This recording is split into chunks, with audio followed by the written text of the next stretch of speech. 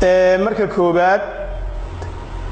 waxaan leeyahay runtii madaxweynihii loo hanweynaa ee ummadda Soomaaliyeed ay rajaynaysay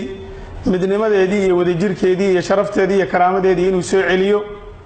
wuu fashilmay sidii ku hore u fashilmi jireen waa nasiib darro aad u weyn wixii rucule iyo orod naga baxay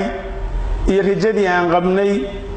waxyina kuma soo degaynin markii la daba ordayo meel kasta laga banaan baxayay dadka wuxuu siiyay oo ka wada simayna ma jirin rajadii Soomaaliya nooga dhex muuqatay rajadii Soomaaliyana asaga dilay waa nasiib darro madaxweynaha yuusan qofna ku eedin waxaan rabaa inaan u diro shacabka Soomaaliyeed oo madaxweynuhu ugu horeeyo qof dhiibay qof Soomaaliya oo cadawgeedii soo jireenka ahaa ee Itoobiya u dhiibay xaq uma leh inuu xukumo shacabka Soomaaliyeed qodobka saddexaad waxaan leeyahay labada gole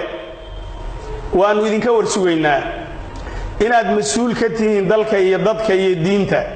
iyo inaydan ka ahayn dhacdadan baa cadeyn doonta ama hoos ha loo hadlo ama kor ha loo hadlo shacabka nina ma qasbi karo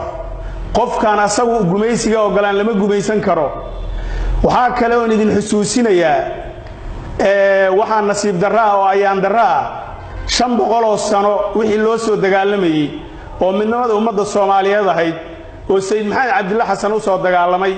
ilaa intii ka dambeysay SYL ay soo gaadhay loo dagaalamayay oo 77 ay ugu dambeysay maanta in la inkiro oo la kala tuuro waxaan idin leeyahay magaciin jiriye taariikhdiina aynan ku qormin yaa joogay baa la dhihi doonaa xilliga ayada wuxuu yiri shafkanimay xabadi kaga dhacday iyo shirixa mooyaane mindha meel shadeedlay ka kulul lagama sheekeeyo waa wax ayaan darro aweeye waxa maanta dhacay oo wali la sii fiirsanaya annagu ilaahay baan sugaynaa thumma waxaan sugaynaa labadiina gole go'aanka aad gaartaan haddii go'aan dalka iyo dadka iyo diinta u danaynaya aad gaartaan insha Allah ta'ala waa idinku raacaynaa shacabkiinii baananahay waan idinka daba sacbin doonaa haddaad gaari weydaanna waanu wadaynaa abaabulka halgankana waan wadaynaa hogaamiyihii ummadaan midayn lahaa oo isu keeni lahaa inta laga helahayo ninkaan awooddaas lahayna yuusan hunguriyeynin habashi ninkaan dalka ka badbaadin karin oo Kenya ka badbaadin karin yuusan soo hunguriyeynin saldanada Soomaaliya wixii hore way baabaaday nin qabiil loogu danaynayo iyo nin jagal loogu danaynayo iyo nin loogu danaynayo muxuu ahaa hunguri khaas ah iyo dana gaar ah oo dambe way dhamaatay dhibkii baa na soo karay xarakooyinkii baa na soo karay ururadii baa na soo karay qabiilkii baa na soo karay